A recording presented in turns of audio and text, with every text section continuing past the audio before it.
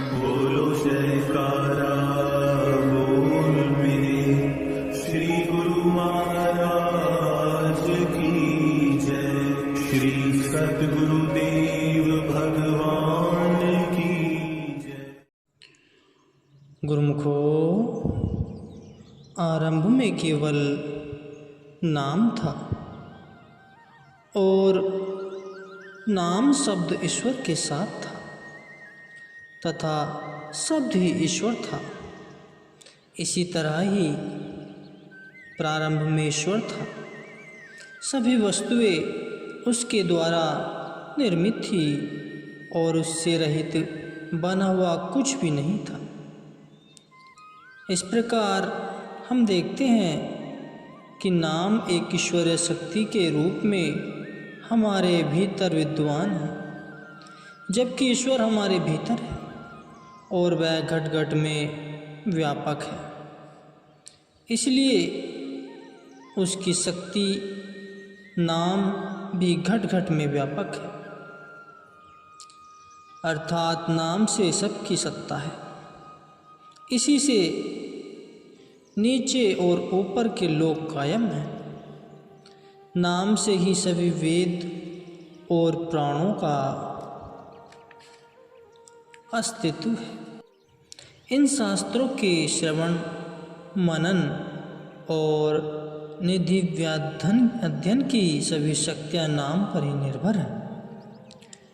नाम से ही आकाश और पाताल लोक कायम है। जो कुछ भी दिव्यमान है सब नाम से ही है। सृष्टि के सभी विभिन्न क्षेत्रों का वालक नाम ही है। इस नाम को अपने भीतर सुनने से जीव भवसागर से पार हो जाता है, परंतु ऐसा कोई भाग्यशाली जीव ही जिस पर मालिक की कृपा हो जाए, नाम में लवलीन होकर मुक्ति पाता है। यह नाम की सर्वव्यापक शक्ति का सारांश है। हमारे मानसिक और बौद्धिक सभी रोगों का एकमात्र उपाय यही नाम है। यह हमारे अंदर निरंतर चल रहा है, परंतु इसे तब तक नहीं सुना जा सकता तब तक पूर्ण सद्गुरु से इसे सुनने की युक्ति न सीख ली जाए। यह ही हमारा प्राण है, परंतु हम इसे जानते नहीं हैं। मन ईश्वर का मंदिर है और बाह्य शरीर संसार में स्वयं को प्रकट करने के लिए उसका ऊपरी लिबास है। नाम श्वास श्वास में समाया हुआ है। यदि कोई इस नाम में लवलीन हो जाए तो उसका बार बार जन्म नहीं होता, अर्थात वह जन्म मरण के बंधन से मुक्त हो जाता है। यह एक प्रमाणित सत्य है कि मन ईश्वर का मंदिर है, यहाँ तक कि हमें इसमें समा जाना चाहिए। हमें इसी मंदिर में ही मालिक की प्रतिदिन उपासना करनी चाहिए। यहाँ 3 पवित्र नदियाँ का संगम है और इसी संगम स्थल पर संतों ने स्नान करने को कहा है, ताकि उसके सभी कर्म अच्छे या बुरे उसमें बह जाएं और वह मुक्ति को प्राप्त करे। भक्त अपने मालिक को सैकड़ों हजारों नामों से पुकारता है। कुछ इसे राम राम कहकर याद करते हैं, जबकि दूसरे इसे वाहेगुरु सतनाम ईश्वर परमात्मा आदि कहते हैं। जैसे माता अपने बालक को भिन्न भिन्न नामों से भिन्न भिन्न अवसर पर बुलाती है, परंतु सभी नाम अपने बालक के लिए उसके गहरे प्रेम को अभिव्यक्त करते हैं। इसी तरह भिन्न भिन्न लोग अपने मालिक को प्रेम और सादर से भिन्न भिन्न नामों से पुकारते हैं, परंतु यह सभी नाम जीवा और होठों के हिलने से उच्चारित होते हैं और संतों की वाणी में इन्हें सिफाती नाम या विशिष्ट नाम कहा गया है। जो नाम मालिक की स्तुति में गाया जाए उन्हें सिफाती नाम कहते हैं। परंतु अब यहाँ यह प्रश्न उपस्थित होता है कि यदि यह सब नाम एक ही लक्ष्य की ओर ले जाते हैं तो सबको एक बराबर खुशी हासिल क्यों नहीं होती? यह संदेह बिल्कुल सही है। इन नामों के उच्चारण मात्र से ही जीव माया की भूल भुलैया से मुक्त नहीं हो सकता। अधिक से अधिक इससे उसे स्वर्ग का जीवन मिल सकता है, परंतु जो ही उसकी स्वर्ग की अवधि समाप्त हो जाएगी उसे वापस पृथ्वी पर भेज दिया जाएगा। परंतु किस रूप में, यह कुछ नहीं कहा जा सकता। इसलिए बुद्धिमान साधक उस विशेष नाम को जानने के लिए उत्सुक रहते हैं जो उन्हें मालिक के धाम के द्वार तक ले जाए। गुरुमुखों, कुछ लोग प्रतिदिन मालिक की स्तुति गाकर ही संतुष्ट हो जाते हैं, परंतु क्या इन उपायों से वह मुक्ति प्राप्त कर पाते हैं? यह उन लोगों से तो अच्छे हैं जो बिल्कुल पूजा आराधना नहीं करते और इन्हें कुछ संतोष भी नहीं रहता कि वह मालिक के समीप पहुंच रहे, परंतु फिर भी इनके रहन सहन का ढंग, परस्पर व्यवहार और जीवन के अन्य कार्यकलापों से यह स्पष्ट हो जाता है कि इनके जीवन में कोई संतोषजनक परिवर्तन नहीं हुआ है। जो जीव अपने जीवन को सचमुच अच्छा बनाना चाहते हैं उन्हें भक्ति मार्ग पर चलने के लिए साक्षात हुजूर सतगुरुदेव जी की शरण में आना चाहिए। सच्चा नाम तो बहुत विरले लोग जानते हैं।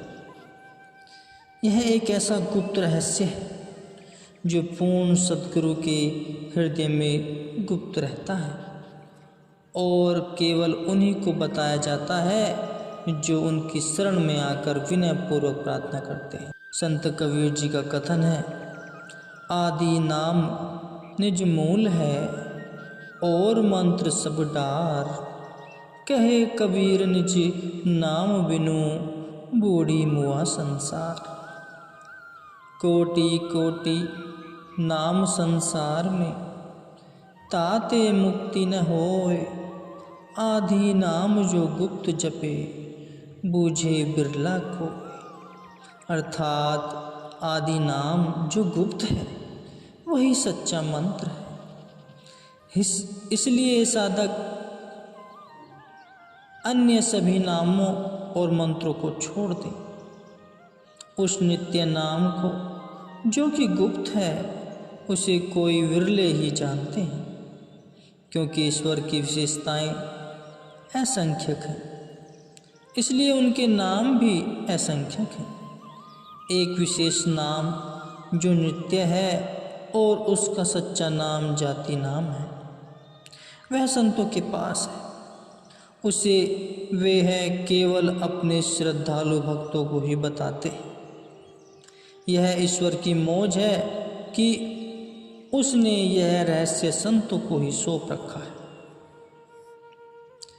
प्राय लोग यह जानते हैं और कहते हैं कि धार्मिक जीवन बिताने, व्रत आदि रखने, तीर्थ स्थानों का भ्रमण करने, पवित्र नदियों में स्नान करने और उदारता पूर्वक दान देने के बावजूद भी उन्हें आनंद और मानसिक शांति प्राप्त नहीं होती है। मन सुख की खोज में इधर उधर भागता हुआ चला चल रहता है और मालिक के आनंदमय रूप पर स्थिर नहीं होता।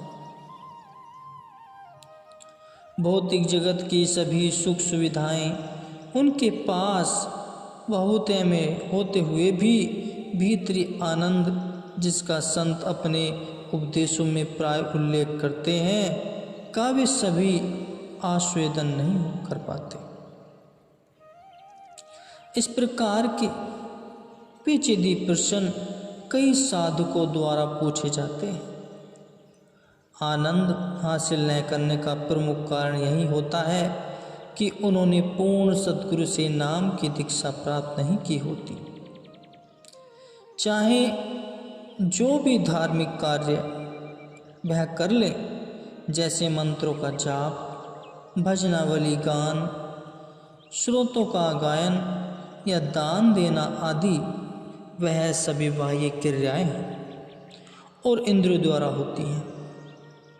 आनंद तो न किसी बाह्य विषय में है और न ही ऐसी उन क्रियाओं में है जहाँ मन को इंद्रियों द्वारा इसे प्राप्त करने के लिए बाहर जाना पड़े। जब तक मन आनंद पाने के लिए बाह्य जगत में भटकता रहेगा, तब तक वह रस भोग के अपने स्वभाव को नहीं बदल सकेगा। साधक चाहे कितनी बार बार राम राम जप ले, परंतु वह कहीं नहीं पहुंच पाएगा। राम नाम सबू को कहे, कहिए राम न होए, गुर प्रसादी राम मनि वैसे, ता फल पावे कोई। सभी राम नाम रटते हैं, परंतु रटने से ही किसी को शांति नहीं मिल सकती। जिन्हें सद्गुरु से नाम प्राप्त है, केवल वही अपने धार्मिक कार्यों का फल पाते हैं और राम के भक्त कहलाते हैं। हम सब मालिक की महिमा सुनते हैं और उसे कई नामों से पुकारते हैं, परंतु हमें उसका पूरा फल नहीं मिलता। ऐसा क्यों? पहले तो जो नाम हम जपते हैं या जो धार्मिक कृत्य हम करते हैं, वे हमारी अपनी इच्छा अनुसार होते हैं और उनका निर्देशक होता है हमारा मन। मालिक या सद्गुरु के वचनों का हम दृढ़ता से पालन नहीं करते, इसलिए हम धर्म के नाम पर जो कुछ भी करते हैं वह सब मन के दायरे में ही होता है। मन स्वयं माया रूप है और अपनी इच्छा अनुसार सब कार्य करता है, परंतु कितनी ही ऊंची उड़ान क्यों न भर ले, माया के बंधनों को यह मन पार नहीं कर पाता। रामायण में कहा गया है,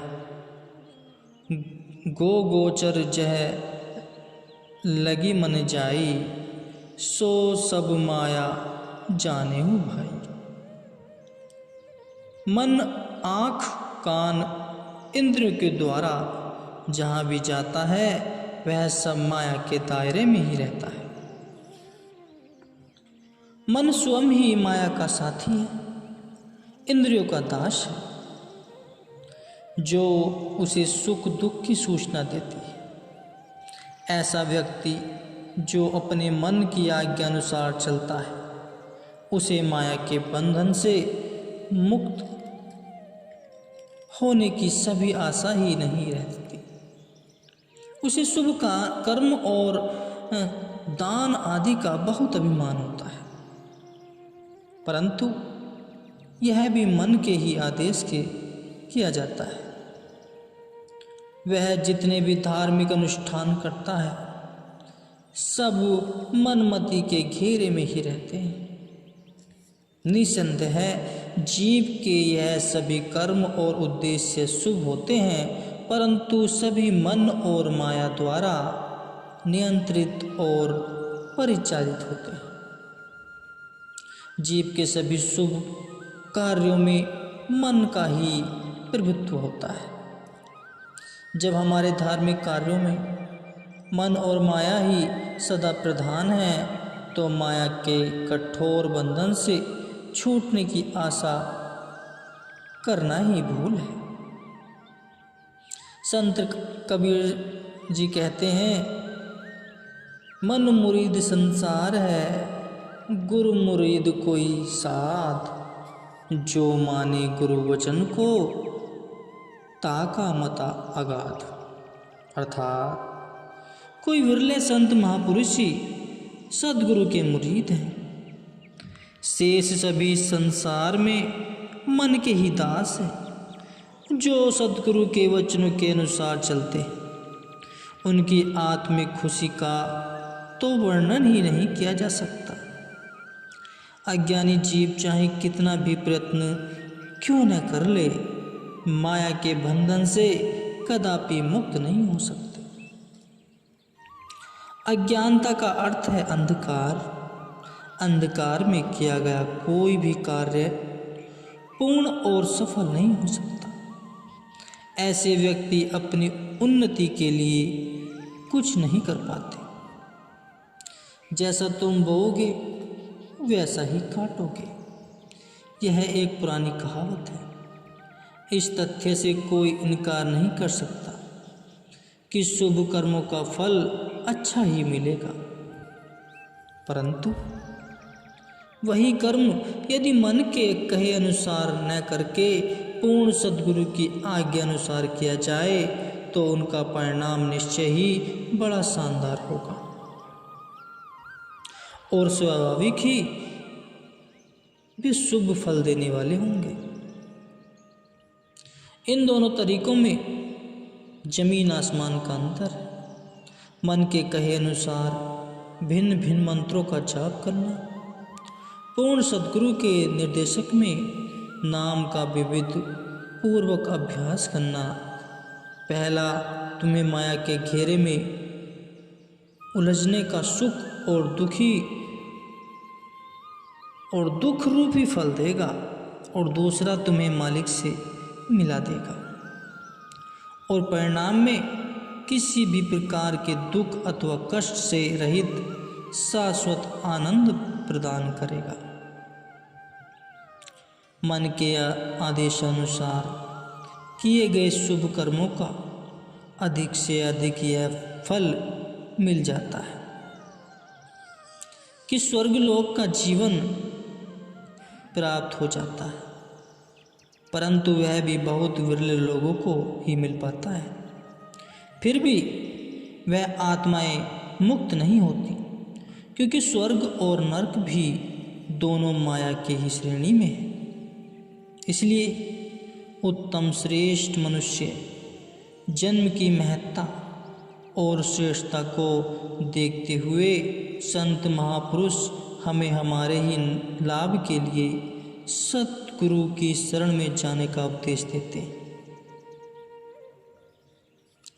शुभ कार्यों का पूरा लाभ न मिलने का दूसरा कारण यह है कि लोग नाम की वास्तविकता से अनजान हैं। वे केवल ईश्वर की विशेषताओं को बताने वाले असंख्य नामों को ही जानते हैं। उसके जाति या वास्तविक नाम को वे नहीं जानते। यदि उन्होंने मालिक के वास्तविक नाम को जाना होता और उसका अभ्यास किया होता तो वे अवश्य ही सुखी और शांत हो जाते, क्योंकि वे हमेशा मन की चंचलताओं, उसके उपद्रवों तथा उनसे मिलने वाले दुखों की शिकायत करते। इससे यह प्रमाणित होता है कि या तो वे अभी तक सतगुरु की शरण में नहीं आए हैं अथवा उन्होंने सतगुरु के वचनों का पालन नहीं किया है। श्री कबीर साहिब जी कहते हैं, सतगुरु शब्द उलंघी के जो सेवक कही जाए, जहाँ जाए तहाँ काल है, कह कबीर समुदाय। अर्थात मालिक के वचनों का उल्लंघन करके सेवक चाहे कहीं भी चला जाए, वह काल का बंदी रहेगा और सुख दुख संपत्ति विपत्ति के बीच झूलता रहेगा। शाश्वत सुख के बारे में तो वह कभी सोच भी नहीं सकता, उसका भाग्य अवरुद्ध हो गया है।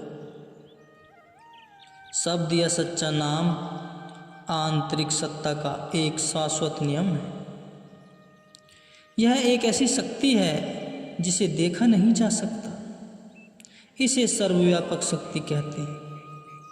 यदि यह सच्चा नाम शिक्षा के नियमों के अधीन इष्ट विषय होता तो इस संसार में विषयों लोग भक्ति मार्ग में निपुण हो जाते। तब आध्यात्मिक महापुरुषों की कोई आवश्यकता न होती। विद्वान पंडित मुक्ति पाने में सर्वप्रथम और प्रमुख रहते और अनपढ़ बेचारे नरकों में कहीं पड़े रहते।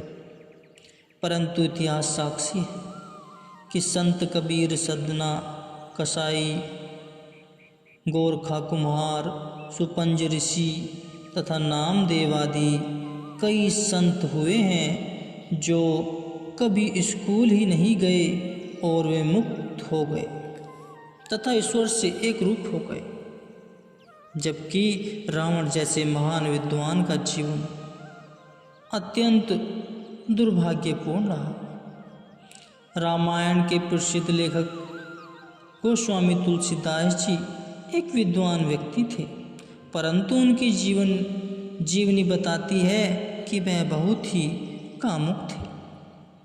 इतने अधिक कि एक बार वह अपनी पत्नी से मिलने गए जो कि अपने माता पिता के घर गई हुई थी,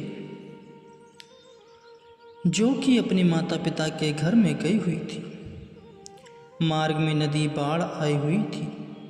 वे नदी में बहते हुए मृतक शरीर को पकड़कर उसे पार कर गए। घर के प्रवेश द्वार पर पहुंचने पर उन्होंने देखा कि दरवाज़ा बंद है। दीवार के साथ एक सांप लटका रहता है और अपनी उत्कृष्ट वासना के वशीभूत होकर और कामान्धेय होकर सांप को रस्सी समझकर उसे पकड़कर दीवार फांद गए।